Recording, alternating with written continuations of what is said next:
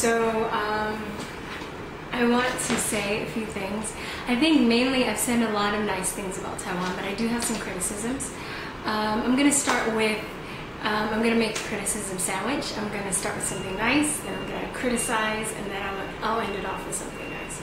So the thing I love about living in Taiwan is that the people are very, very friendly. They're very open and they're very warm, and they're very trusting.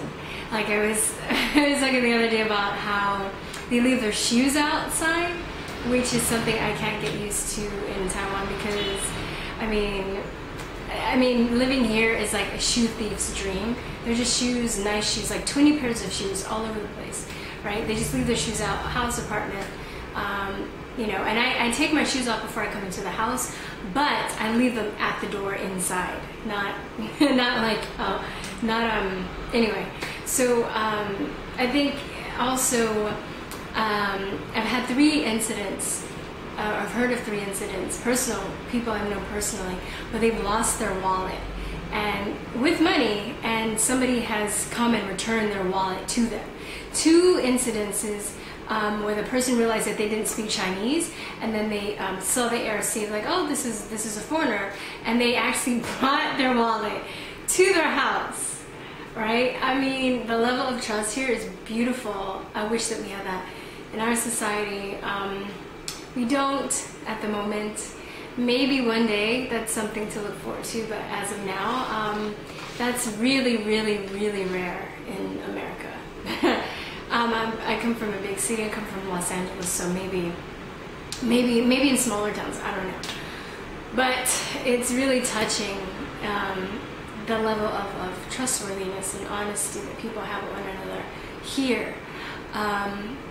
That's, you know, the good thing. Now, the criticism I have is this thing called saving face, and this happens in America. This happens all over the world, and you know, it's basically about saving your ego, sacrificing other people just basically to look good, right?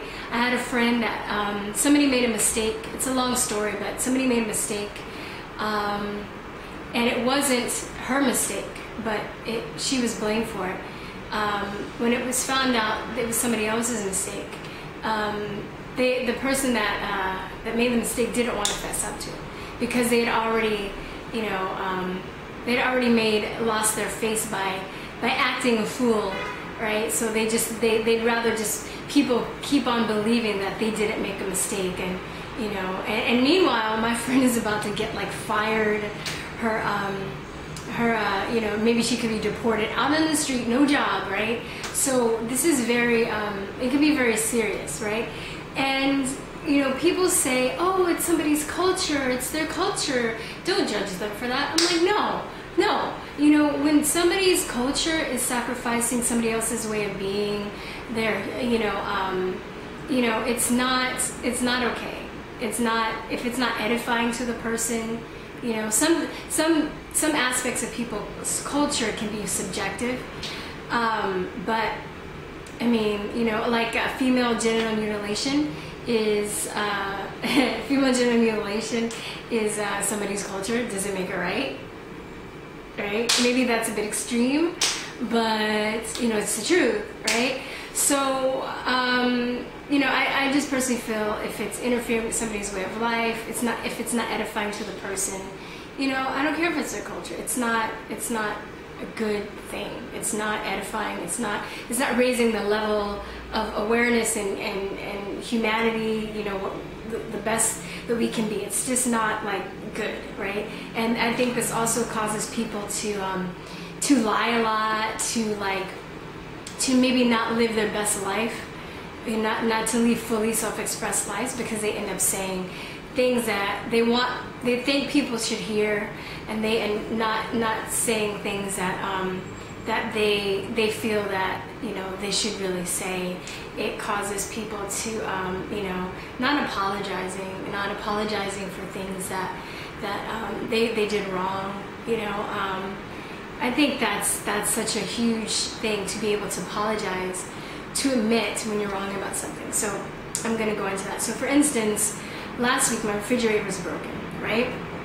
And And you know, I'm a vegetarian. I eat a lot of raw foods. I barely eat any packaged stuff. I mean, it's, you know, so my livelihood depends on raw, fresh food. My refrigerator has to work, and it has to work properly, right? So, I mean, I bought young coconuts, and the coconuts are being like solid. I'm trying to like open a coconut.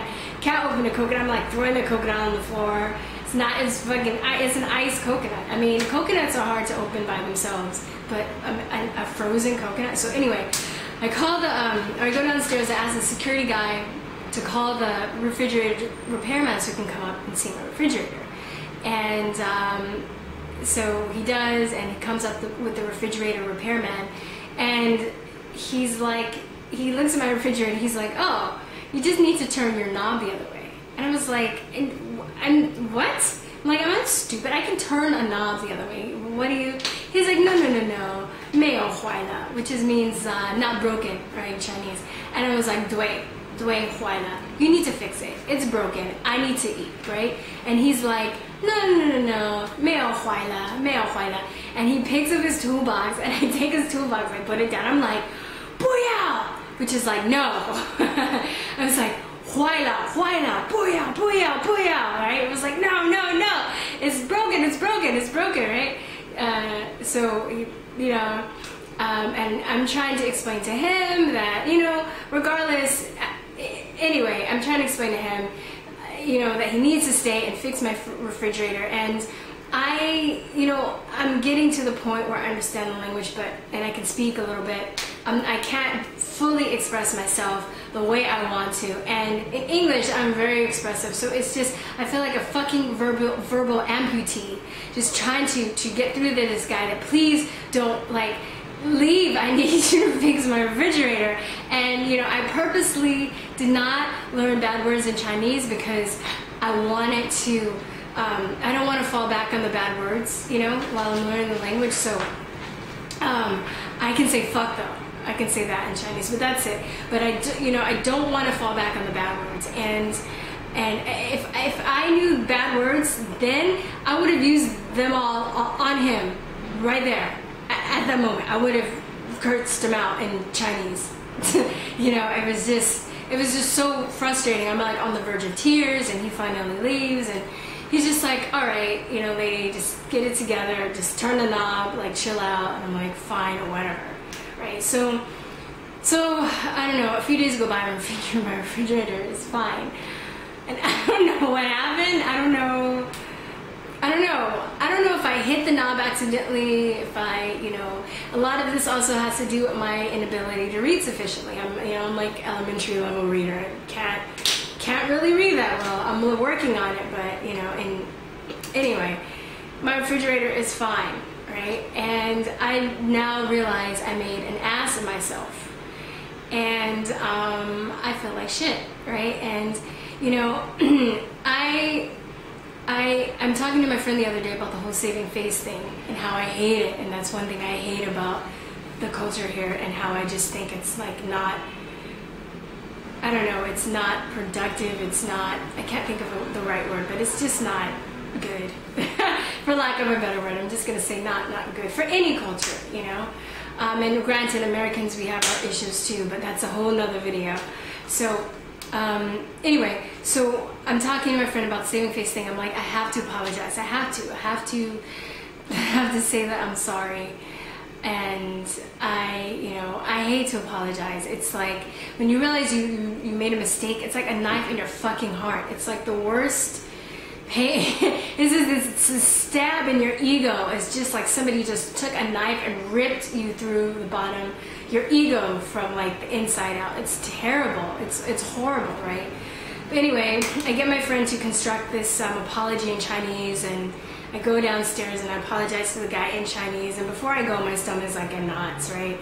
And I buy this guy a cake, and I'm like, please accept this cake. I acted crazy, I was a bit of a bitch. I wasn't a total bitch, but I was a bit of a bitch. I raised my voice and I went off a little bit. So anyway, I think he was really touched actually, and my conscience is clear. I think I'm so glad that I did that. And the thing that's very interesting, I feel about saving face is if you get to the other side, if you just jump in the hole and just go through the other side, it's okay. It's okay. People make mistakes, right? It's not a big deal.